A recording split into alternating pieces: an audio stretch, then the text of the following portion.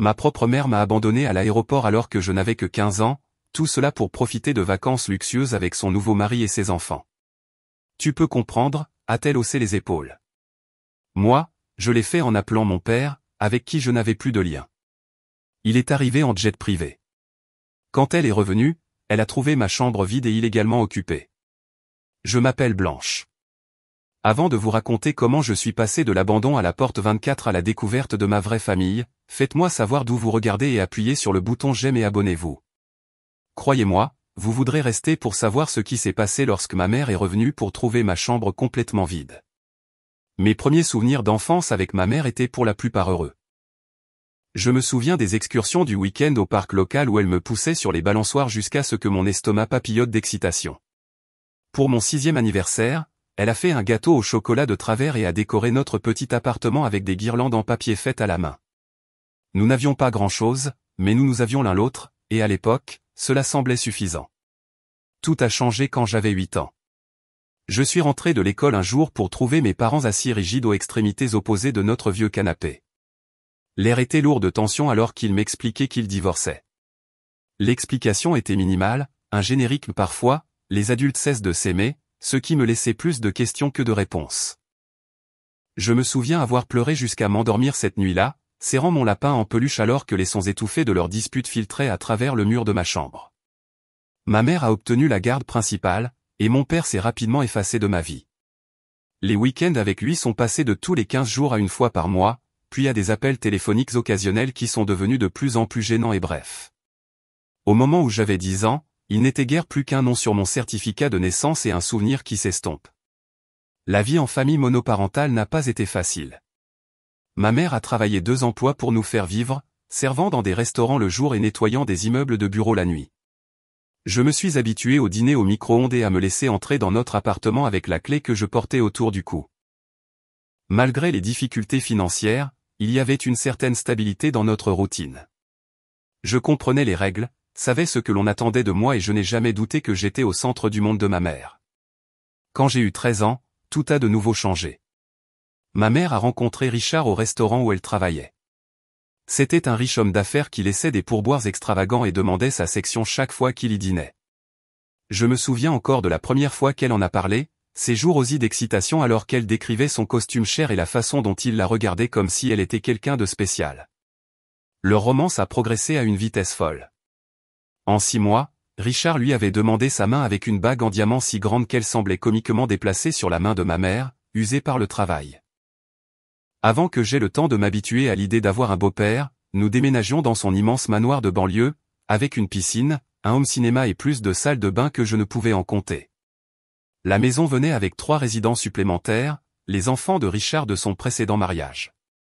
Olivia avait 14 ans, juste un an de plus que moi, avec un regard de dédain perpétuel qui me faisait me sentir instantanément inférieur. Jackson avait 12 ans, silencieux et renfermé, ne reconnaissant à peine mon existence. La plus jeune, Zoé, avait 10 ans et était initialement la plus accueillante, bien que cette amabilité se soit rapidement estompée une fois que nous étions tous sous le même toit. Dès le début, il était clair que je ne rentrais pas dans cette famille préfabriquée. Richard était poli mais distant, réservant ses sourires et son affection sincère à ses propres enfants. Les dîners de famille devenaient des exercices d'inconfort, Richard et ma mère discutant d'écoles privées, d'adhésion à des clubs de campagne et de maisons de vacances, des sujets d'un monde dont je n'avais jamais fait partie. Quand je parlais, mes commentaires sur l'école ou les livres étaient accueillis par des hochements de tête polis avant que la conversation ne revienne aux réalisations de mes beaux-frères et sœurs au tennis, au club de débat ou au récital de piano. Ce qui blessait le plus, c'était de voir ma mère se transformer. La femme qui avait autrefois découpé des coupons et fait les soldes parlait maintenant avec compétence des marques de créateurs et des restaurants exclusifs. Elle se colorait les cheveux, se faisait blanchir les dents et commençait à parler de notre vie précédente comme des années de lutte avec un rire gênant chaque fois que les amis de Richard étaient présents. C'était comme si elle se débarrassait de sa vieille peau et, avec elle, des parties d'elle-même liées à moi. J'ai essayé désespérément de m'intégrer à mes nouveaux beaux-frères et sœurs. J'ai proposé d'aider Olivia avec ses devoirs de mathématiques, j'ai complimenté les œuvres d'art de Zoé et j'ai demandé à Jackson ce qu'il collectionnait comme jeux vidéo. Mes tentatives ont été accueillies au mieux par une politesse froide, au pire par un rejet pur et simple. Un souvenir particulièrement douloureux a été d'entendre Olivia dire à ses amis au téléphone que la nouvelle femme de son père venait avec des bagages, c'est-à-dire moi. À l'approche de l'été, Richard a annoncé des vacances en famille à Bali. 2 semaines dans un complexe hôtelier exclusif avec des villas privées et des majordomes personnels. Malgré la distance grandissante entre ma mère et moi, j'ai ressenti un sursaut d'excitation. Peut-être que ce voyage serait une chance de créer enfin des liens avec ma nouvelle famille, loin des pressions de l'école et de la vie quotidienne. Mes espoirs ont été rapidement douchés lorsque ma mère a emmené les beaux enfants faire du shopping pour de nouveaux vêtements de vacances, mais ne m'a pas incluse. Quand j'ai demandé pourquoi, elle a mentionné avec insouciance que j'avais déjà plein de vêtements, malgré le fait que la plupart des miens provenaient de notre vie avant Richard. J'ai fini par utiliser l'argent que j'avais économisé en faisant du babysitting pour m'acheter un nouveau maillot de bain, un modeste maillot, une pièce bleue qui pâlissait en comparaison des bikinis de créateurs que Olivia et Zoé allaient apporter. Une semaine avant le voyage, j'ai surpris une conversation inquiétante entre ma mère et Richard. Ils étaient dans leur chambre, la porte légèrement entr'ouverte, inconscient que je passais sur le chemin de la cuisine. « Qu'en est-il des dispositions pour Blanche ?» a demandé Richard, d'une voix basse. « Tout est réglé », a répondu ma mère d'un ton dismissif qui m'a serré l'estomac. « Elle ne sera pas un problème. » Quand je l'ai interrogée plus tard, elle a balayé mes préoccupations d'un simple juste des détails de voyage. « Chérie, tu n'as pas à t'en soucier. » Le matin de notre départ est arrivé dans un climat de chaos et d'excitation. La maison était en pleine effervescence alors que les valises étaient chargées dans le SUV de luxe de Richard. J'ai remarqué que mon passeport n'était pas avec la pile de documents de voyage sur le comptoir de la cuisine. Mais lorsque j'ai mentionné cela à ma mère, elle a marmonné quelque chose sur le fait de l'avoir dans son sac et m'a pressé d'avancer. Rétrospectivement, j'aurais dû voir les signes. La façon dont ma mère évitait de me regarder dans les yeux pendant que nous allions à l'aéroport. La façon dont personne ne discutait de mon assignation de siège dans l'avion alors qu'ils débattaient de qui obtiendrait les sièges près de la fenêtre. Le fait que ma valise était mystérieusement plus petite que celle de tous les autres. Mais à 15 ans, désespéré de croire que je faisais partie de cette famille, j'ai ignoré les signaux d'alarme qui résonnaient dans mon esprit. Le terminal international était un labyrinthe chaotique de voyageurs, de valises roulantes et de personnel aérien harcelé. Richard a guidé notre groupe à travers la foule avec une efficacité habituelle. Ma mère à ses côtés, serrant son sac à main de créateur. Olivia, Jackson et Zoé suivaient de près, leurs visages rayonnant d'anticipation. Je traînais à l'arrière, luttant pour suivre tout en roulant ma petite valise. Lorsque nous avons atteint le comptoir d'enregistrement, Richard a présenté les passeports et les détails de confirmation à l'employé de la compagnie aérienne. J'ai remarqué qu'il avait remis 5 passeports, pas 6. Un nœud s'est formé dans mon estomac alors que je regardais les cartes d'embarquement être distribuées à chaque membre de la famille, sauf moi. « Excusez-moi », ai-je dit en m'avançant. « Je pense que vous avez oublié ma carte d'embarquement. » L'employé de la compagnie aérienne a semblé confuse. « Je n'ai que 5 passagers inscrits pour cette réservation. » Richard s'est éclairci la gorge. « Votre mère a besoin de vous parler à ce sujet. » Nous allons continuer vers la sécurité. Alors que les beaux-frères et sœurs et Richard s'éloignaient avec le chariot à bagages, ma mère a pris mon coude et m'a guidé dans un coin tranquille près d'une boutique de souvenirs. Son visage portait une expression que je n'avais jamais vue auparavant, un étrange mélange de détachement et d'agacement léger. « Écoute, Blanche », a-t-elle dit, d'une voix anormalement calme. « Il y a eu un changement de plan. Tu ne viens pas avec nous à Bali. » Les mots m'ont frappé comme un coup physique. « Quoi ? Ai-je fait quelque chose de mal ?»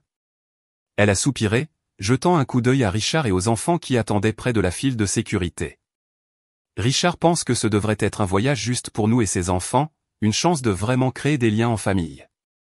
Mais je suis la famille aussi, ai-je protesté, la voix chevrotante. Je suis ta fille. Ne fais pas de scène, a-t-elle sifflé, fouillant dans son sac. Elle a sorti une liasse de billets et me l'a pressé dans la main. Voici $200. Tu trouveras bien une solution. Prends juste un Uber pour rentrer à la maison. J'ai regardé l'argent avec incrédulité. Tu me laisses toute seule à l'aéroport. Je n'ai même pas la clé de la maison. Elle a donné ce haussement d'épaule désinvolte qui entrait mes rêves pendant des années. Madame Peterson, la voisine, a la clé de rechange.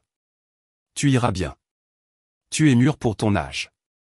Des larmes ont coulé dans mes yeux alors que la pleine réalité de ce qui se passait s'écrasait sur moi. Maman, s'il te plaît. Tu ne peux pas faire ça. Richard attend, a-t-elle dit, jetant un regard nerveux vers le point de contrôle de sécurité. Ces vacances sont importantes pour notre avenir, Blanche. Parfois, nous devons tous faire des sacrifices. Un sacrifice serait de renoncer à un billet de concert ou de reporter une virée shopping, ai-je dit, la colère finissant par percer mon choc. C'est de l'abandon. Elle a tressailli au mot, mais s'est rapidement recomposée. Ne sois pas si dramatique. C'est juste 2 semaines. Le réfrigérateur est approvisionné et j'ai laissé de l'argent pour des pizzas dans le tiroir de la cuisine. Elle s'est penchée et m'a donné un baiser rapide et sec sur le front. Je t'appellerai à notre atterrissage. Sur ce, elle s'est retournée et s'en est allée, ses talons de créateur claquant sur le carrelage de l'aéroport alors qu'elle rejoignait Richard et les beaux-frères et sœurs. J'ai regardé en silence stupéfait alors qu'il passait la sécurité. Ma mère ne regardant jamais en arrière. Olivia a croisé mon regard brièvement et a souri avant qu'il ne disparaisse de ma vue. Je suis resté figé sur place, les $200 serrés dans ma main tremblante. Autour de moi, l'aéroport continuait son rythme normal. Des voyageurs se précipitant vers leur destination, des familles se disant au revoir, des annonces aériennes résonnant au-dessus. Mais pour moi, le temps semblait s'arrêter alors que l'ampleur de la trahison de ma mère s'installait. Les larmes sont venues sans avertissement, chaudes et rapides, coulant sur mon visage alors que je m'effondrais sur un banc voisin. Quelques passants m'ont jeté des regards curieux ou inquiets, mais personne ne s'est arrêté. Dans un aéroport, une adolescente qui pleure n'était qu'un autre élément du paysage, facilement ignoré et rapidement oublié. J'ai passé l'heure suivante à regarder le tableau des départs, voyant le statut de leur vol passer de embarquement à partie. Chaque mise à jour était un nouveau coup de couteau. J'ai essayé d'appeler le téléphone portable de ma mère à plusieurs reprises, mais les appels allaient directement à la messagerie vocale. Mes messages textes apparaissaient comme livrés mais restaient sans réponse. Amusez-vous bien à l'aéroport, ai-je finalement envoyé par SMS, la colère submergeant temporairement la douleur. J'espère que laisser tomber votre enfant valait la surclassement en première classe. Aucune réponse ne vint. Pas que je m'y attendais vraiment. À ce moment-là, ma mère devait s'installer à son siège, peut-être siroter du champagne à côté de Richard, soulagée d'avoir abandonné le fardeau de sa vie antérieure, y compris moi. Alors que l'après-midi se prolongeait dans la soirée, ma situation devenait de plus en plus précaire. Un agent de sécurité de l'aéroport s'est approché de moi alors que j'étais assise dans l'aire de restauration, savourant un soda que j'avais acheté pour justifier l'occupation de la table. « Tout va bien, mademoiselle ?» a-t-il demandé, son expression mêlant suspicion et inquiétude. « Vous êtes ici depuis plusieurs heures maintenant. »« J'attends ma voiture », ai-je menti, évitant son regard. « Ils sont coincés dans les embouteillages. » Il semblait peu convaincu, mais a hoché la tête et s'en est allé après m'avoir conseillé de ne pas laisser mon sac sans surveillance. J'ai ressenti une nouvelle vague d'humiliation. Comment pouvais-je admettre que ma propre mère m'avait abandonné? Les mots me sont restés dans la gorge, retenus par une combinaison de honte et de loyauté persistante. Alors que la foule du soir s'amenuisait et que les boutiques de l'aéroport commençaient à fermer leurs portes de sécurité, la réalité de ma situation est devenue impossible à ignorer. Les $200 ne dureraient pas longtemps, et même si je rentrais à la maison, je serais seul pendant 2 semaines sans transport et avec des fonds limités. Je me suis retrouvé dans la salle de bain de l'aéroport, m'éclaboussant le visage gonflé d'eau froide et essayant de formuler un plan. La fille dans le miroir ressemblait à une étrangère, les yeux rougis et hantés. À ce moment-là, j'ai compris que quelque chose avait fondamentalement changé. Le fil invisible qui me reliait à ma mère, la confiance de base qu'elle me protégerait toujours, avait été irrémédiablement rompu. 6 heures s'étaient écoulées depuis que ma mère m'avait abandonné. J'avais migré de banc en banc dans le terminal, observant des familles et des couples partir à l'aventure ensemble. Chaque heure qui passait approfondissait mon sentiment d'isolement. La batterie de mon téléphone était faible, ajoutant une autre couche d'anxiété à ma situation. Vers 20 heures, je me suis rendu dans un restaurant de l'aéroport encore ouvert. Je me suis assise au comptoir, commandant l'article le moins cher du menu, une portion de frites pour conserver mes fonds limités. La serveuse, une femme aux yeux gentils et portant une étiquette Gloria, m'a apporté mon repas puis s'est arrêtée, étudiant mon visage. « Tout va bien, ma chérie ?» a-t-elle demandé, d'une voix douce. « Tu as l'air d'avoir pleuré. » J'ai tenté un sourire qui ressemblait plus à une grimace. « Je vais bien, juste une longue journée. » Elle n'a pas insisté, mais est revenue quelques minutes plus tard avec un milkshake au chocolat que je n'avais pas commandé. Offert par la maison, a-t-elle dit avec un clin d'œil. Quoi qu'il se passe, le sucre et le chocolat n'ont jamais fait de mal. Sa petite gentillesse m'a presque fait fondre. Je l'ai remerciée à travers la boule dans ma gorge et j'ai mangé lentement tout en parcourant les contacts de mon téléphone, cherchant quelqu'un, n'importe qui pourrait m'aider. Ma liste d'options était tristement courte. La plupart de mes amis d'avant le déménagement s'étaient éloignés, et je n'avais pas beaucoup de nouveaux amis dans le quartier de Richard. J'ai essayé d'envoyer des messages à 2 amies de ma mère, des femmes qui avaient fait partie de nos vies avant Richard. L'une n'a pas répondu, et l'autre a répondu par un bref message disant qu'elle était en déplacement. Il semblait que lorsque ma mère était passée à sa nouvelle vie, son ancien réseau de soutien avait été laissé derrière elle aussi complètement que notre petit appartement et les produits d'épicerie à prix réduit. En parcourant mes contacts, un nom a attiré mon regard et a fait battre mon cœur. Papa. Je ne lui avais pas parlé depuis plus de 3 ans. Notre dernière conversation avait été un bref appel téléphonique gênant pour mon 12e anniversaire. Après cela, il semblait avoir complètement disparu. Ma mère avait toujours sous-entendu qu'il n'était pas intéressé à faire partie de ma vie, qu'il avait une nouvelle famille qui avait la priorité. Ton père a avancé, disait-elle chaque fois que je lui demandais de ses nouvelles. Certains hommes ne sont tout simplement pas faits pour la paternité. J'ai regardé ses coordonnées, mon pouce planant sur le bouton d'appel. Et s'il me rejetait aussi? Et si ma mère avait dit la vérité et qu'il ne voulait rien avoir à faire avec moi? La pensée d'un autre abandon semblait insupportable.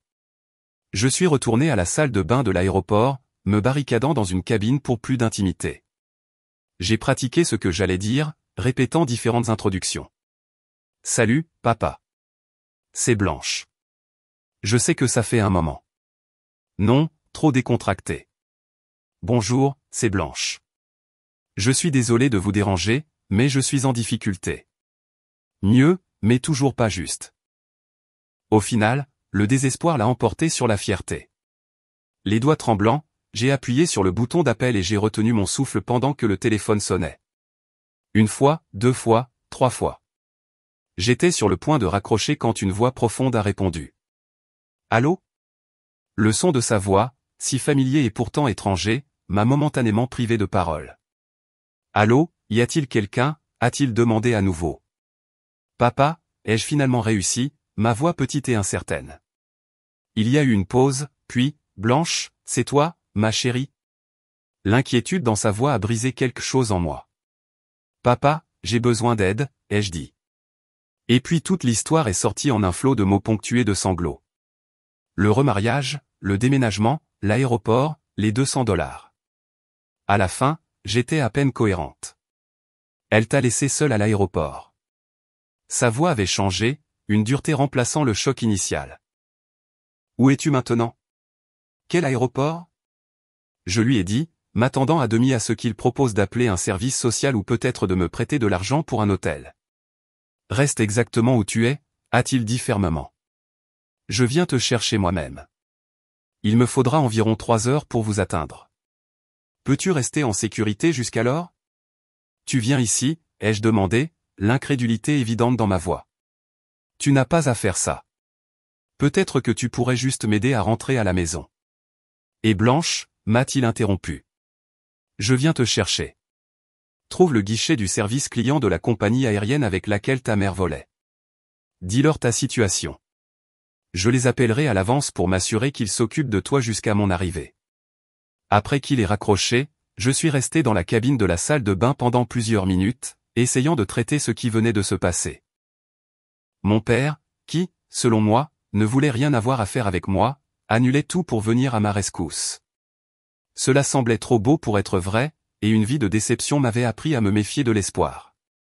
Néanmoins, j'ai suivi ses instructions. J'ai approché le guichet du service client le cœur dans la gorge. À ma surprise, le personnel de la compagnie aérienne s'est immédiatement montré sympathique. Ils m'ont escorté dans un espace d'attente privé, m'ont apporté un sandwich et du jus, et m'ont assuré qu'ils veilleraient sur moi jusqu'à l'arrivée de mon père. Malheureusement, cela arrive plus souvent que vous ne le pensez, m'a dit calmement le responsable du service client. Les parents changent de plan à la dernière minute, laissant les enfants se débrouiller seuls. L'attente de 3 heures a semblé à la fois interminable et surréaliste. J'ai erré entre l'espoir, la peur et l'épuisement. Et si mon père ne se présentait pas? Et s'il venait, mais regrettait de devoir me sauver? Et si tout cela n'était qu'une mise en scène élaborée pour un autre rejet? Mon esprit a vagabondé vers les quelques souvenirs que j'avais de lui avant le divorce. M'apprendre à faire du vélo dans le parc, sa main ferme sur le siège alors que je vacillais en avant, me lire des histoires avant de dormir en faisant une voix différente pour chaque personnage. Un matin de Noël où il m'avait construit une maison de poupée, son visage s'éclairant à ma joie. S'il m'avait aimé, pourquoi avait-il disparu de ma vie? Pourquoi ne s'était-il jamais battu pour me voir? Les questions tourbillonnaient dans mon esprit fatigué au fil des minutes. Juste au moment où je commençais à somnoler sur la chaise inconfortable de l'aéroport, une voix s'est fait entendre sur le système de sonorisation. Attention, s'il vous plaît. Blanche Williams, veuillez vous présenter au bureau d'information.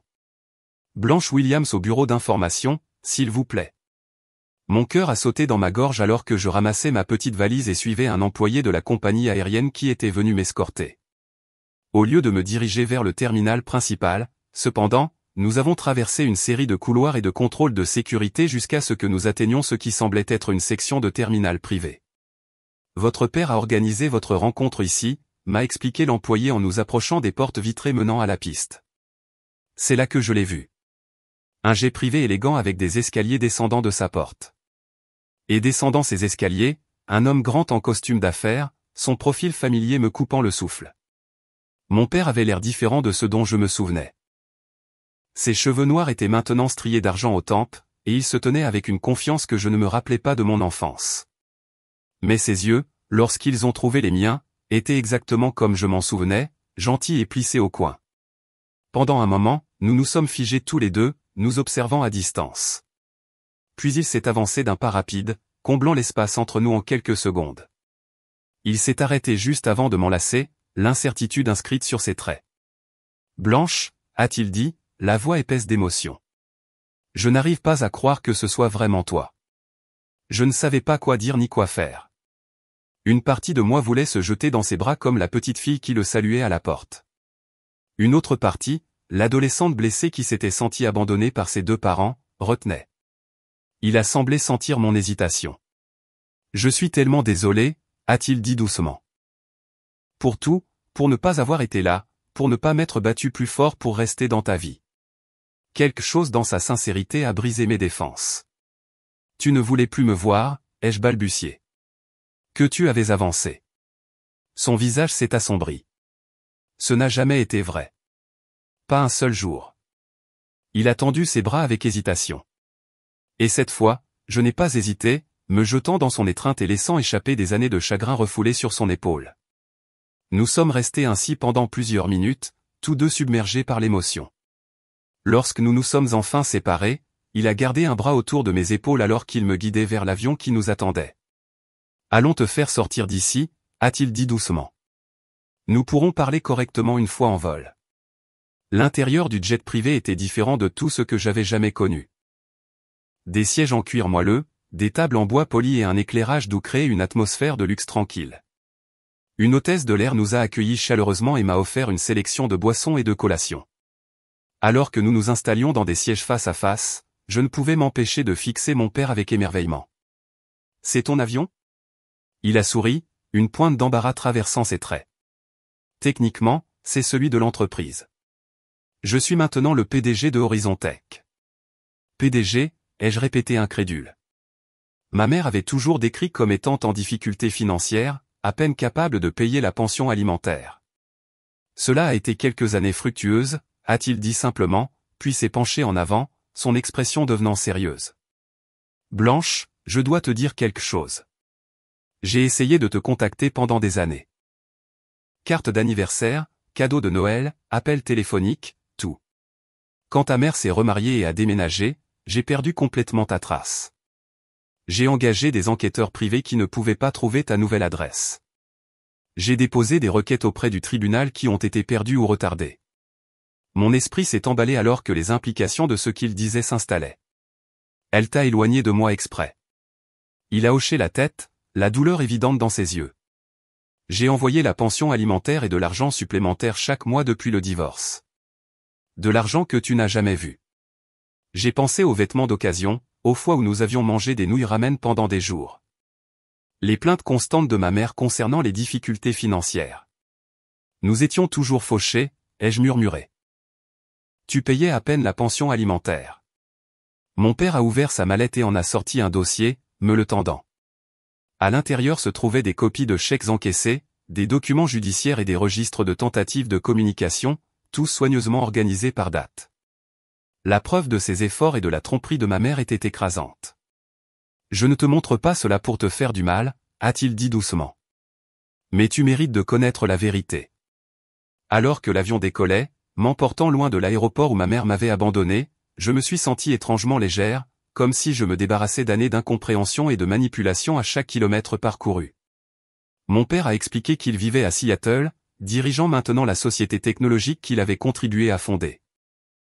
Peu de temps après le divorce, ce qui avait commencé comme une petite start-up était devenu un acteur majeur de l'industrie, lui apportant un succès qu'il n'avait jamais anticipé. J'ai gardé ta chambre prête, a-t-il dit, une pointe d'embarras colorant sa voix. Toutes ces années, juste au cas où. Le vol est passé rapidement alors que nous commencions le processus délicat de réapprendre à nous connaître. Il y a eu des pauses gênantes et des moments d'émotion écrasantes, mais sous tout cela, il y avait un courant de connexion authentique qui semblait à la fois nouveau et familier. Lorsque nous avons atterri, une voiture nous attendait pour nous emmener chez lui. J'ai pressé mon visage contre la fenêtre alors que nous traversions des quartiers chics avant de tourner sur une allée privée qui serpentait sur une colline. La maison qui est apparue m'a coupé le souffle. Une structure moderne de verre et de pierre perchée sur une falaise surplombant l'océan. « Bienvenue chez toi », a dit mon père, observant ma réaction avec un mélange de fierté et de nervosité. « J'espère que tu seras à l'aise ici. » Une femme nommée Linda nous a accueillis à la porte. Je me suis d'abord tendu, me demandant si c'était la femme de mon père, mais il l'a rapidement présentée comme son assistante exécutive qui avait aidé à préparer mon arrivée. « J'ai installé la chambre bleue pour Blanche », lui a dit-elle. Des serviettes fraîches dans la salle de bain attenante, et j'ai fait le plein de provisions dans la cuisine.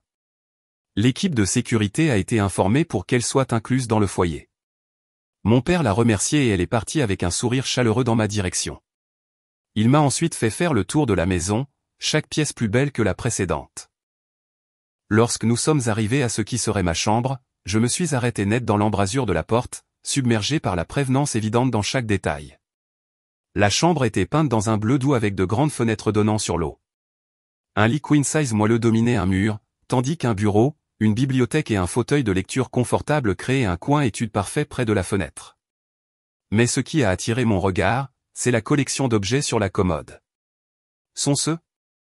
Je me suis rapproché, incapable de terminer la question.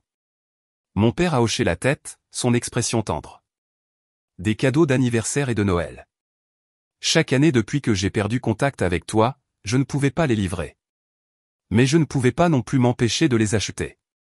Disposés chronologiquement, il y avait des cadeaux appropriés pour chaque âge. Ils étaient encore dans leur emballage d'origine. À côté d'eux se trouvait un album photo intitulé simplement Blanche. Les mains tremblantes, je l'ai ouvert pour trouver les quelques photos que mon père avait réussi à collectionner de moi durant mon enfance. Des photos d'école que ma mère avait dû envoyer durant les premières années après le divorce.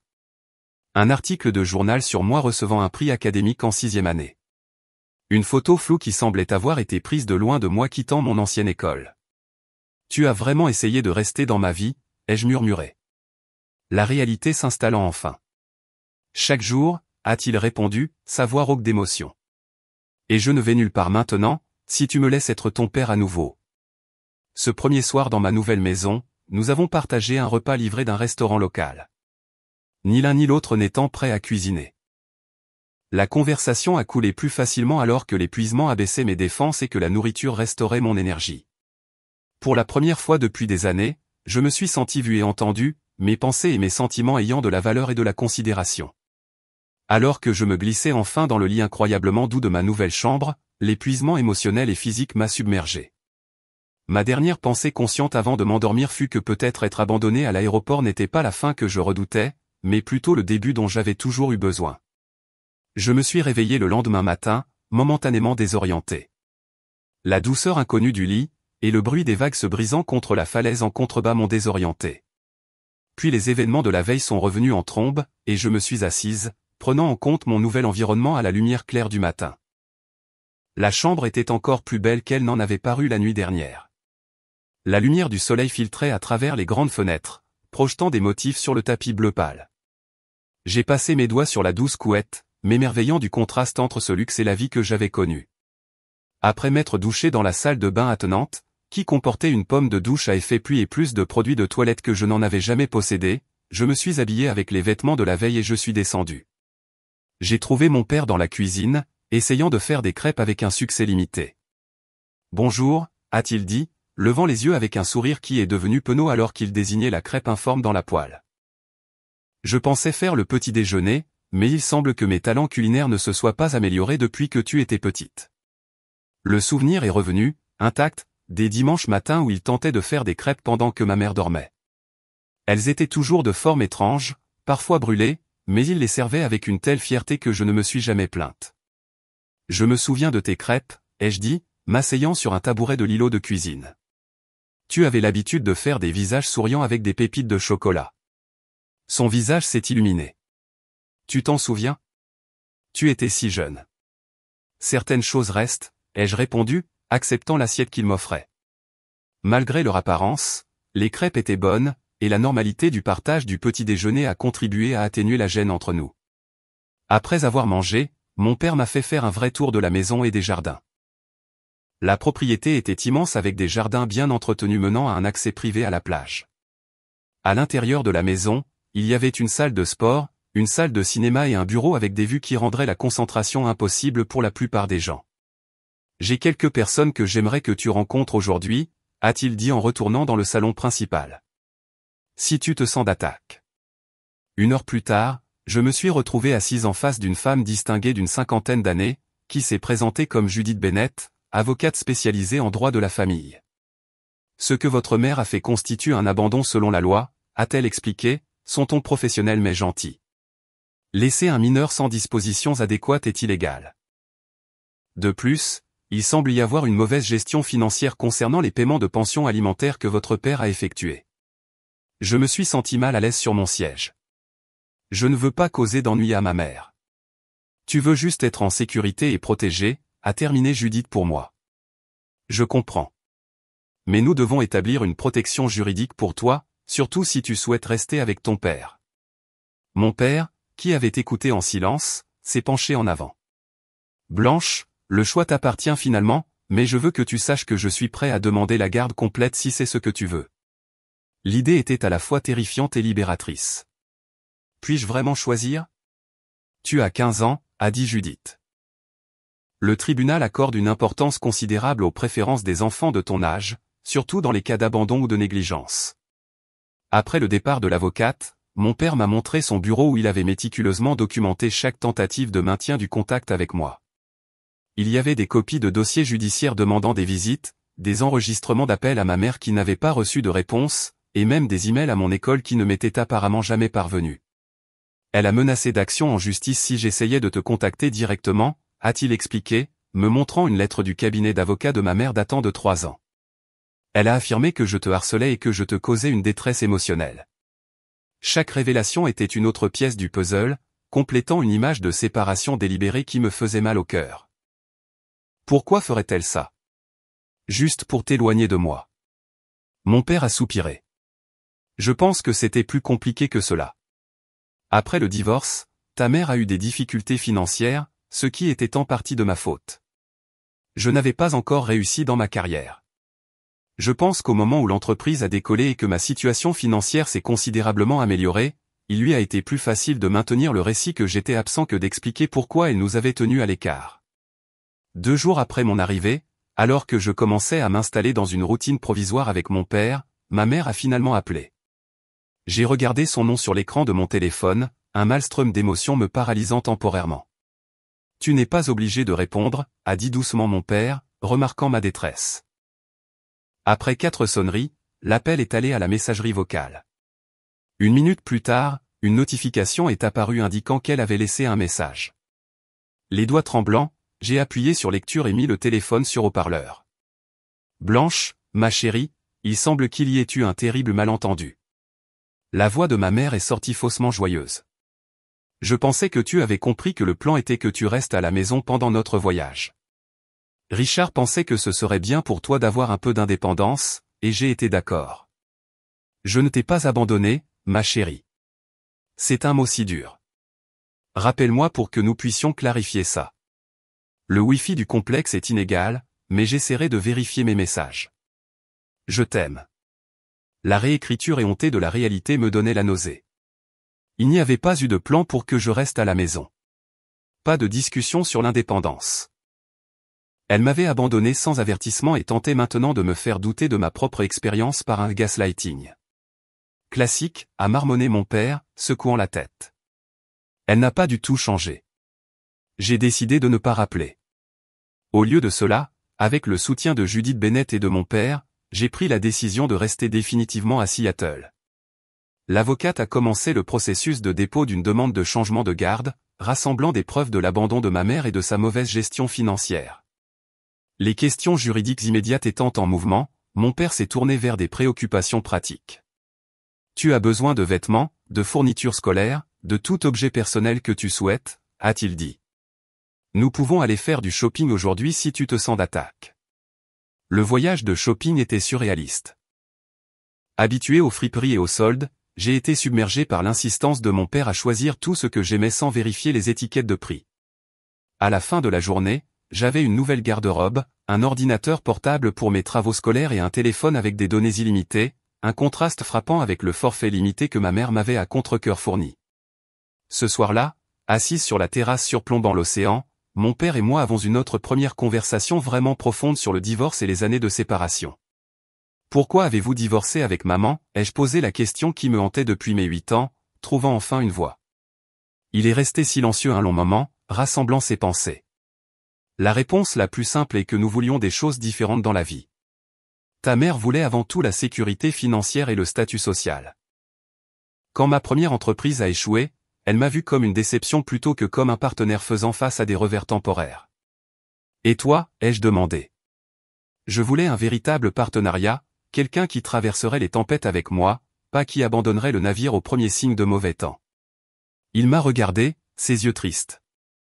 Je n'ai jamais voulu te quitter, Blanche. Ce fut la partie la plus difficile. Ta mère a utilisé ses droits de garde comme une arme, restreignant progressivement mon accès jusqu'à ce que je sois effectivement écarté de ta vie. Au fil des jours, nous avons fait des projets pour mon avenir. Mon père a contacté la meilleure école privée de Seattle, s'arrangeant pour que je commence au début du semestre d'automne. Un psychologue pour enfants a été engagé pour m'aider à traiter l'abandon et les années de manipulation. Lentement, j'ai commencé à envisager une vie où j'étais valorisé et soutenu plutôt que simplement toléré.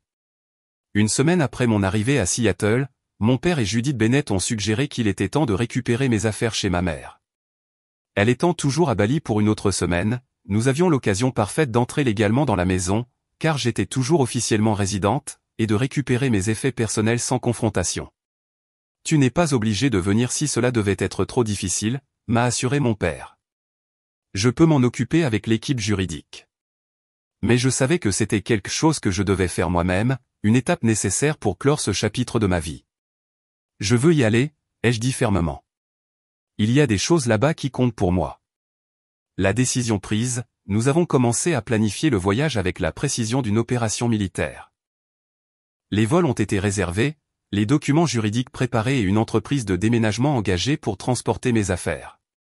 À l'approche de la date, je me suis retrouvé à rédiger et à remanier une lettre à laisser pour ma mère, essayant de trouver les mots pour exprimer la profondeur de sa trahison et ma décision de tracer un nouveau chemin. 3 jours avant le retour prévu de ma mère de Bali, mon père et moi, accompagnés de Judith Bennett et de son assistant, sommes arrivés à la maison que j'avais partagée avec ma mère et la famille de Richard. En utilisant ma clé, j'ai ouvert la porte d'entrée pour trouver la maison exactement comme elle avait été laissée, étrangement silencieuse et intacte. Entrer dans cet espace en tant que visiteur était une expérience désorientante. Les environs familiers semblaient soudain étrangers, comme si je les voyais à travers de nouveaux yeux. Les photos sur les murs, j'ai remarqué pour la première fois, présentaient principalement Richard et ses enfants avec ma mère, moi étant occasionnellement incluse. Il n'y avait presque aucune image de moi et aucune du tout de moi avec ma mère. « Où est ta chambre ?» a demandé doucement mon père, sa main une présence rassurante sur mon épaule. Je l'ai guidé à l'étage jusqu'à la plus petite chambre au bout du couloir, la plus éloignée de la suite parentale. Ouvrir la porte a révélé mon espace modeste, net mais impersonnel, manquant des touches d'indulgence visibles dans les chambres des beaux-frères et sœurs que nous avions passées. C'était ta chambre. La voix de mon père tenait une note d'incrédulité alors qu'il observait les meubles de base et le manque d'éléments décoratifs. C'est bien, ai-je dit automatiquement, la réponse défensive un grain après des années où l'on m'avait dit que je devais être reconnaissante pour ce que j'avais. Son expression s'est adoucie. Non, ma chérie, ce n'est pas bien. Tu méritais mieux. Avec l'aide des déménageurs, nous avons commencé le processus d'emballage de mes affaires. Les vêtements sont allés dans des boîtes de garde-robe, les livres et les fournitures scolaires dans des cartons plus petits. J'ai été sélective quant à ce que j'emportais, laissant derrière moi tout ce qui avait été des cadeaux de ma mère ou de Richard, ne prenant que ce qui m'appartenait vraiment ou avait une valeur sentimentale. En vidant les tiroirs de mon bureau, j'ai trouvé une boîte de souvenirs que j'avais presque oubliée, repoussée au fond du tiroir du bas. À l'intérieur se trouvaient des photos d'avant le divorce, quelques cartes d'anniversaire que mon père avait envoyées dans les premières années après la séparation, et un petit ours en peluche qu'il m'avait donné pour mon 5e anniversaire. « Tu as gardé ça ?» a-t-il dit, la voix épaisse d'émotion alors que je lui montrais les souvenirs. Je n'ai jamais vraiment cru qu'elle disait la vérité sur le fait que tu ne t'en souciais pas, ai-je admis. Pas complètement. Dans mon placard, derrière une rangée de chaussures, j'ai découvert quelque chose qui m'a donné froid dans le dos, une pile d'enveloppes liées par un élastique, toutes adressées à moi dans l'écriture de mon père. Les mains tremblantes, j'ai ouvert la première pour trouver une carte d'anniversaire pour mon 13e anniversaire, contenant un message sincère et une carte cadeau qui n'avait jamais été utilisée. Une par une, j'ai ouvert les enveloppes, chacune contenant la preuve des efforts continus de mon père pour rester dans ma vie, des efforts que ma mère m'avait délibérément cachés. Des cartes pour chaque anniversaire et Noël. Une lettre expliquant sa nouvelle adresse et son numéro de téléphone lorsqu'il a déménagé à Seattle. Des photos de lui à son siège social d'entreprise avec une note disant qu'il espérait que je viendrais lui rendre visite un jour. Elle m'a gardé tout cela, ai-je murmuré, les larmes coulant sur mon visage. Pendant tout ce temps, j'ai pensé que tu avais oublié. Mon père m'a serré dans une étreinte. Jamais, pas un seul jour. Alors que les déménageurs continuaient leur travail, j'ai erré dans le bureau de ma mère à domicile, attiré par un besoin de comprendre pourquoi elle était allée si loin pour me séparer de mon père. Judith m'avait conseillé que les documents personnels me concernant me revenaient légalement, j'ai donc commencé à chercher dans le classeur.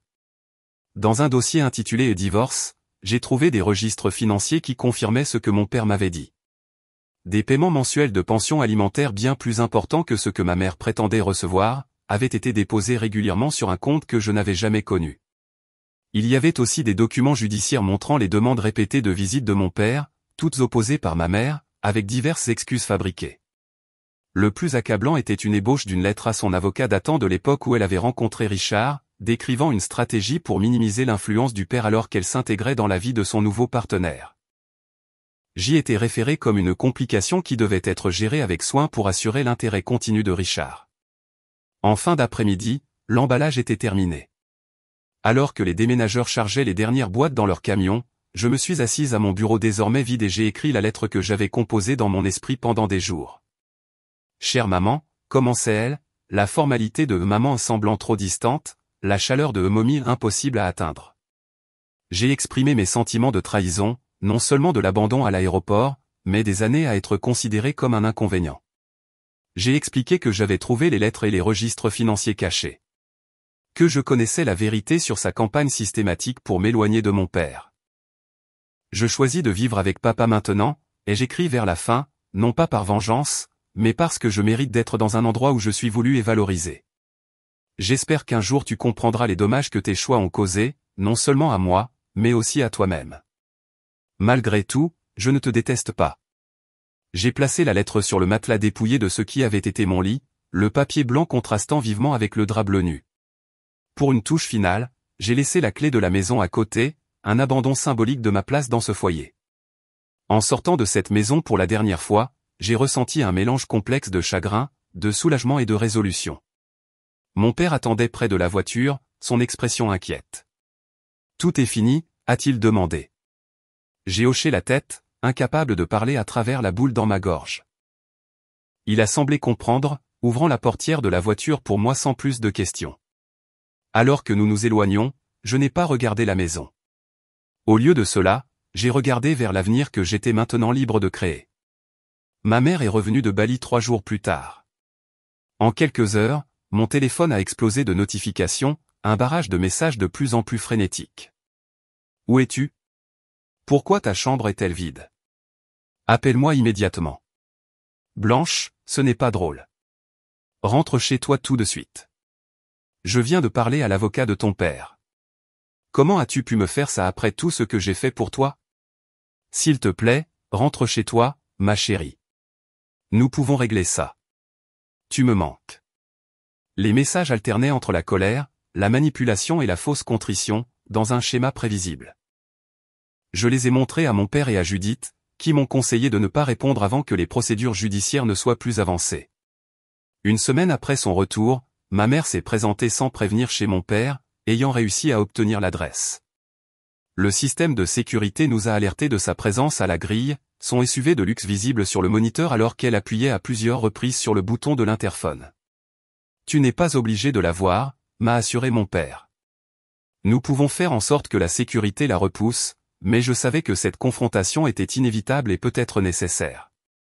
Je vais lui parler, mais je veux que toi et Judith soyez là aussi. Le visage de ma mère à l'ouverture de la porte d'entrée était une étude d'émotions conflictuelles, le soulagement de m'avoir trouvé se battant avec l'indignation face à la situation. Elle portait une robe d'été chère et des lunettes de soleil de créateur remontées dans ses cheveux parfaitement éclaircis, l'image de la banlieue aisée.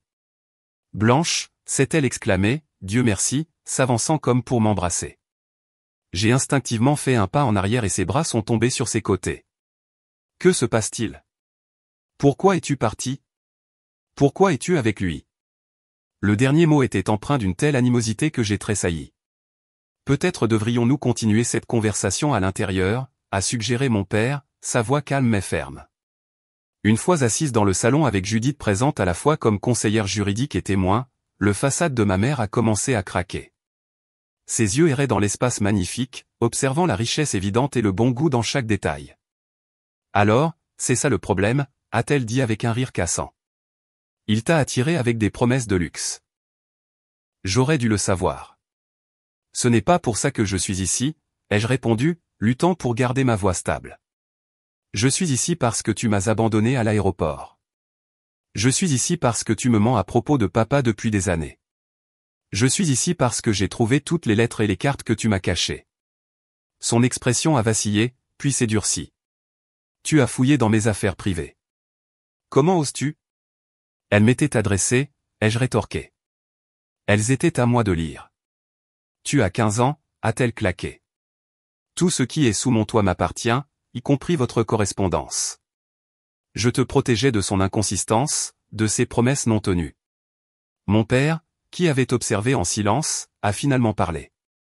Il n'y a pas eu de promesses non tenues, Karen. Seulement tes efforts systématiques pour m'effacer de la vie de notre fille. Tu n'as pas le droit de me juger, a-t-elle sifflé. Tu n'as aucune idée de ce que c'était de t'élever seul pendant que tu devenais millionnaire. J'envoyais la pension alimentaire chaque mois, a-t-il répondu calmement. Bien plus que ce qu'ordonnait le tribunal. De l'argent que tu as apparemment dépensé pour toi-même tout en disant à Blanche que tu avais des difficultés. Le visage de ma mère s'est empourpré. C'est un mensonge. J'ai tout sacrifié pour elle, y compris de l'abandonner à l'aéroport pour que tu puisses partir en vacances avec ta nouvelle famille. Judith a interjeté, son ton professionnel rendant l'accusation encore plus accablante. Pendant un moment, ma mère a semblé perdue pour les mots. Puis ses yeux se sont plissés alors qu'elle se retournait vers moi. Je ne t'ai pas abandonné. Je t'ai donné une opportunité d'indépendance. Si tu étais juste rentré chez toi comme instruit, aucun de ce drame n'aurait été nécessaire. La réécriture éhontée de la réalité me serrait la poitrine de colère. Tu m'as laissé seul dans un aéroport international avec $200 et 100 clés de maison. Tu ne m'as dit de rentrer chez moi qu'au moment où tu partais. Tu n'as pas répondu à mes appels ou à mes SMS. Comment est-ce une opportunité? Tu déformes ce qui s'est passé, a-t-elle insisté, bien que sa voix ait perdu une partie de sa conviction. Mon père s'est penché en avant. Karen, nous avons des images de sécurité de l'aéroport. Nous avons des témoignages du personnel de la compagnie aérienne, et nous avons les messages textes que tu as envoyés à Blanche après coup pour essayer de couvrir tes traces. La couleur a drainé le visage de ma mère. Tu es en train de monter un dossier contre moi. Tu veux me prendre ma fille et me jeter en prison aussi, après tout ce que nous avons signifié l'un pour l'autre. Il ne s'agit pas de punition, a expliqué Judith. Il s'agit d'établir ce qui est dans le meilleur intérêt de Blanche pour l'avenir.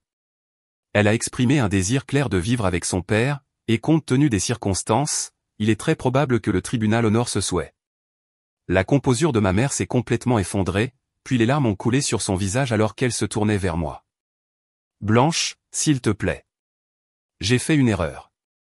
J'avais tort. Mais tu ne peux pas me quitter pour lui. Nous sommes une famille. Nous avons cessé d'être une famille quand tu as décidé que Richard et ses enfants étaient plus importants que moi, ai-je dit calmement. Peut-être même avant cela, quand tu as commencé à mentir sur papa. Ce n'était pas comme ça, a-t-elle protesté faiblement. Alors, comment était-ce, ai-je demandé. Aide-moi à comprendre pourquoi tu cacherais les lettres de papa, mentirais sur la pension alimentaire, puis m'abandonnerais pour des vacances. Elle a ouvert la bouche puis l'a refermée, apparemment incapable de formuler une justification qu'elle-même pourrait croire. Finalement, elle a murmuré, Richard pensait qu'il serait mieux que tu restes à la maison. Il a dit que le complexe était vraiment fait pour les adultes et ses enfants qui étaient habitués à ce style de vie. J'avais peur de le perdre. La franchise brute était en quelque sorte plus douloureuse que ses précédentes tentatives de manipulation. Alors, tu m'as choisi plutôt que moi. J'ai choisi la sécurité financière, a-t-elle répliqué. As-tu la moindre idée de ce que c'est que d'être une mère célibataire sans argent? Richard nous a offert une vie meilleure. Il t'a offert une vie meilleure, ai-je corrigé. J'étais juste un bagage excessif. Avant qu'elle ne puisse répondre, la porte d'entrée s'est ouverte et Richard lui-même est entré, le visage tendu de colère. Karen, c'est assez. Monte dans la voiture maintenant. Mon père s'est levé immédiatement. Comment as-tu franchi la sécurité? Richard l'a ignoré, se concentrant sur ma mère. Je t'ai dit de ne pas venir ici. Tu ne fais qu'empirer les choses. Notre avocate nous a dit de ne pas avoir de contact. Ma mère semblait se recroqueviller sous son regard, son bref moment d'honnêteté s'évaporant alors qu'elle redevenait l'épouse obéissante. Je voulais juste voir Blanche. Et maintenant tu l'as fait, a-t-il dit avec dédain. Allons-y. Alors que ma mère se levait pour le suivre, je l'ai appelé, est-ce vraiment ce que tu veux, maman? Quelqu'un qui te traite comme un enfant et moi comme un inconvénient. Elle s'est arrêtée, un conflit évident dans son expression, mais Richard lui a pris fermement le coude. La voiture, Karen. Maintenant. La dernière image que j'ai eue de ma mère ce jour-là fut son dos alors qu'elle s'éloignait, tout comme elle l'avait fait à l'aéroport. Mais cette fois, ce n'était pas moi qui étais laissé derrière. Dans le sillage de cette confrontation, l'équipe juridique de mon père a déposé une ordonnance de restriction après que Richard ait de nouveau tenté d'entrer sur la propriété. Le lendemain, le tribunal a accordé l'ordonnance et un arrangement de garde temporaire a été mis en place en attendant une audience complète. La partie la plus difficile a été d'accepter que ma mère ait choisi sa nouvelle vie plutôt que moi, pas seulement une fois à l'aéroport, mais à plusieurs reprises au fil des années avec chaque lettre cachée et chaque mensonge sur mon père. La fille qui avait cru un jour être au centre du monde de sa mère, a dû faire face à la douloureuse réalité qu'elle n'avait été, au mieux, qu'une pensée après coup. Les mois qui ont suivi la visite dramatique de ma mère ont été difficiles mais transformateurs. S'adapter à la vie avec mon père a impliqué de créer de nouvelles routines, d'établir des limites et d'apprendre à faire confiance au fait que sa présence dans ma vie était permanente. J'ai commencé à voir le docteur Eleanor Wilson, une thérapeute spécialisée dans les traumatismes adolescents et l'abandon parental. Nos sessions hebdomadaires ont offert un espace sûr pour traiter les émotions complexes entourant la trahison de ma mère et les années de manipulation. Ce que tu ressens est tout à fait normal, m'a assuré le docteur Wilson lors d'une session particulièrement difficile. La colère, le chagrin, le soulagement, la culpabilité, ils peuvent tous coexister. La guérison n'est pas linéaire. Avec ces conseils, j'ai commencé à comprendre que les actions de ma mère reflétaient sa propre fragilité plutôt que ma valeur. Cette réalisation n'excusait pas ce qu'elle avait fait, mais cela m'a aidé à porter le fardeau avec moins de culpabilité. Les personnes entières n'abandonnent pas leurs enfants, a expliqué le docteur Wilson. Les choix de votre mère parlent de ses limites, pas des vôtres. Mon père m'a inscrite à la Westlake Academy, l'une des meilleures écoles privées de Seattle pour ma 2e année. La transition a été à la fois excitante et intimidante. Après des années à être l'outsider dans la maison de Richard, j'étais méfiante à l'idée de nouer de nouvelles relations. Mais à ma surprise, je me suis retrouvé à me faire des amis sincères pour la première fois depuis des années. Zoé et Eden, des jumeaux qui partageaient mon amour de la littérature, m'ont adopté dans leur groupe d'amis avec une facilité qui semblait presque suspecte au début. Haley, une artiste talentueuse qui a reconnu mes tentatives timides de croquis, a proposé de m'apprendre les techniques appropriées pendant les pauses déjeuner.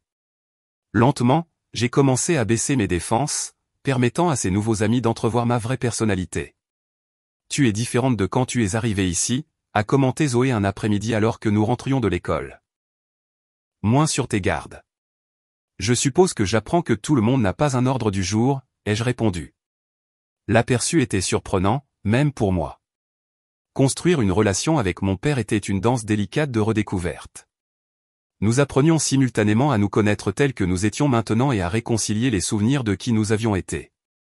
Parfois, le passé et le présent s'alignaient parfaitement, comme lorsqu'il s'est souvenu de mon amour d'enfance pour l'observation des étoiles et a installé un télescope sur la terrasse. D'autres fois, les années de séparation créaient des lacunes inattendues, des moments de déconnexion qui nous rappelaient tout ce que nous avions manqué. J'aurais aimé être là pour ton premier jour au collège, a-t-il dit un soir alors que nous regardions des photos que j'avais apportées de la maison de ma mère. Tes projets de foire scientifique, ton premier béguin. Nous ne pouvons pas récupérer ces années, lui ai-je dit, me surprenant par mon rôle inversé où c'était moi qui le réconfortais. Mais nous avons maintenant et le futur. Il m'a serré la main, ses yeux suspectement brillants. Quand es-tu devenu si sage? Le traumatisme a ses avantages, ai-je plaisanté.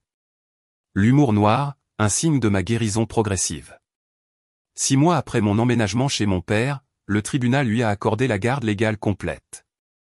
Ma mère, représentée par un avocat coûteux que Richard avait engagé, s'est initialement opposée à la décision, mais a finalement accepté l'arrangement après que Judith ait présenté les preuves écrasantes d'abandon et de mauvaise gestion financière. Le juge a ordonné à ma mère de rembourser les fonds de pension alimentaire détournés et a établi un calendrier de visites structuré qui ne commencerait qu'après que j'ai terminé un certain nombre de séances de thérapie conjointe avec elle. C'était plus de considération qu'elle ne le méritait à mon avis. Mais mon père m'a doucement rappelé que maintenir une certaine relation avec elle pourrait être important pour ma santé émotionnelle à long terme. Tu peux être en colère contre elle, même détester ce qu'elle a fait sans rompre complètement le lien, m'a-t-il conseillé, mais le choix t'appartient finalement. Je soutiendrai tout ce que tu décideras. J'ai accepté la thérapie conjointe, bien que les premières séances aient été atroces. Ma mère oscillait entre des excuses larmoyantes et des tentatives subtiles pour justifier ses actions. Son récit était passé du déni de l'abandon à la présentation comme une tentative mal avisée de plaire à Richard, comme si cela le rendait moins dommageable. Je voulais juste que nous ayons la sécurité, répétait-elle souvent. J'avais peur de finir seul et fauché, alors tu as fait en sorte que je finisse seul à l'aéroport à la place. Je te répondais lors d'une séance particulièrement tendue. Au fil du temps, j'ai établi des limites fermes avec ma mère. Je ne retournerai pas vivre avec elle, quelles que soient les promesses ou les appels émotionnels. Je ne ferai pas semblant que le passé ne s'était pas produit. Je ne lui permettrai pas de réécrire notre histoire pour apaiser sa culpabilité. Ces conditions étaient non négociables et lentement, elle semblait les accepter. Mon père est resté remarquablement neutre tout au long de ce processus, ne disant jamais de mal de ma mère malgré tout ce qu'elle avait fait. Quand je lui ai demandé la raison de s'être tenue, sa réponse est restée avec moi. La haïr ne ferait que te blesser, m'a-t-il expliqué. Tu es moitié elle, que nous le voulions ou non. De plus, elle m'a donné toi, et pour cela, je peux pardonner presque tout. La première saison des fêtes avec mon père et sa famille élargie, grands-parents et cousins dont je me souvenais à peine, fut une révélation. La chaleur sincère et l'inclusion que j'ai ressentie contrastaient fortement avec les dîners de famille performatifs chez Richard, où je me suis toujours senti comme une invitée indésirable. Ma grand-mère paternelle, une femme vibrante d'une 60aine d'années, m'a prise à part pendant le dîner de Noël. Tu as la résilience de ton père, m'a-t-elle dit, ses yeux plissés d'affection et de cœur. Mais cette étincelle, ce feu quand tu parles de choses qui comptent pour toi, ça c'est tout à toi. Le lycée s'est terminé 3 ans plus tard. Mon père rayonnait de fierté alors que je prononçais le discours du major de promotion. Ma mère a assisté, assise maladroitement dans le rang derrière mon père et ses parents. Notre relation avait évolué vers quelque chose de cordial, sinon de proche, basé sur une honnêteté prudente plutôt que sur l'harmonie fausse qu'elle aurait préférée. L'université m'a emmené sur la côte et où j'ai poursuivi un diplôme en psychologie avec une mineure en droit de la famille. La distance par rapport à mes deux parents m'a permis de me définir au-delà des dynamiques de leur divorce et du drame de mon adolescence. J'ai découvert des passions et des forces que je n'aurais peut-être jamais reconnues si ma vie avait continué sur sa lancée précédente. En troisième année, j'ai fait un stage dans une organisation à but non lucratif soutenant les enfants de divorcés, utilisant mon expérience pour aider les autres à naviguer dans des défis similaires. Ce travail a finalement conduit ma carrière à développer des programmes pour les tribunaux familiaux afin de mieux prendre en compte les besoins des enfants lors des procédures de garde. Le chemin vers le pardon a été long et non linéaire. Certains jours, le souvenir du haussement d'épaule désinvolte de ma mère alors qu'elle m'abandonnait à l'aéroport avait encore le pouvoir de me couper le souffle. D'autres jours, je pouvais reconnaître son humanité, ses défauts et sa capacité limitée avec compassion plutôt qu'amertume. Le pardon ne signifie pas que ce qui s'est passé était correct, m'avait expliqué ma thérapeute des années plus tôt, cela signifie que tu choisis de ne pas laisser cela consumer ton avenir. Pour mon 25e anniversaire, j'ai écrit à ma mère une lettre exprimant cette compréhension durement acquise. J'ai appris que les gens ne peuvent donner que ce qu'ils ont en eux à donner, ai-je écrit. Ta capacité à aimer inconditionnellement était endommagée bien avant mon arrivée. Reconnaître cela m'a libéré d'attendre ce que tu ne pourrais jamais fournir. Sa réponse a été étonnamment lucide. Tu méritais mieux que ce que je pouvais être comme mère, a-t-elle écrit en retour. Je suis désolé pour ça tous les jours. Lorsque je me suis marié à 28 ans, mon père m'a accompagné à l'hôtel, les larmes aux yeux. Dès le moment où tu m'as appelé depuis cet aéroport, tout ce que je voulais, c'était de te voir heureuse et entière, a-t-il murmuré avant de donner ma main à mon futur mari. Regarde-toi maintenant. Ma mère a assisté au mariage avec son nouveau partenaire, Richard, longtemps parti après leur divorce éventuel. Elle a participé de manière appropriée mais sans tenter de revendiquer le mérite de la femme que j'étais devenue, une retenue qui reflétait sa propre croissance au fil des années. Alors que je construisais ma propre famille, j'ai emporté les leçons de mes deux parents, une feuille de route de ce qu'il fallait émuler et de ce qu'il fallait éviter. De mon père, j'ai appris la persévérance patiente du véritable amour et le courage de recommencer après une perte. De ma mère, j'ai appris l'importance de l'autosuffisance et le danger de placer le statut au-dessus des connexions authentiques. L'abandon à l'aéroport, qui me définissait autrefois, est progressivement devenu juste un chapitre d'une histoire beaucoup plus longue. Un moment charnière certes, mais pas la conclusion. D'une manière inattendue, être laissé derrière m'avait propulsé en avant, me forçant à découvrir des forces que je n'aurais peut-être jamais reconnues autrement. Parfois, je me demande ce qui se serait passé si ma mère m'avait emmené à Bali ce jour-là. Si elle m'avait choisi plutôt que les préférences de Richard, serais-je encore prise dans le cycle de recherche de son approbation conditionnelle? Aurais-je découvert l'amour indéfectible de mon père? Aurais-je trouvé ma voie et mon but? Ces questions n'ont pas de réponse. Bien sûr, la vie n'offre pas de version parallèle à comparer avec le chemin que nous parcourons réellement. Tout ce que je sais avec certitude, c'est que les familles ne sont pas définies par la biologie ou les documents légaux, mais par le choix constant de se présenter, de valoriser, de se prioriser mutuellement. Mon père me l'a appris. Ma mère, par son absence, l'a confirmé. Si vous vous êtes déjà senti abandonné ou trahi par quelqu'un qui aurait dû vous protéger, sachez que votre valeur n'a jamais été déterminée par leur échec. Leurs limites ne sont pas votre destin. La famille peut être trouvée et créée dans des endroits inattendus si vous restez ouvert à la connexion, même après le chagrin. Merci d'avoir écouté mon histoire. Si elle vous a touché d'une manière ou d'une autre, veuillez aimer cette vidéo et vous abonner à ma chaîne pour plus de réflexions sur la résilience et la guérison. Partagez-la avec quelqu'un qui pourrait avoir besoin d'entendre que l'abandon façonne, mais ne nous définit jamais. Avez-vous déjà dû établir des limites avec des membres de votre famille qui vous ont blessé? J'adorerais connaître vos expériences dans les commentaires ci-dessous. N'oubliez pas, votre histoire compte et vous n'êtes jamais aussi seul que vous pourriez le ressentir dans vos moments les plus sombres.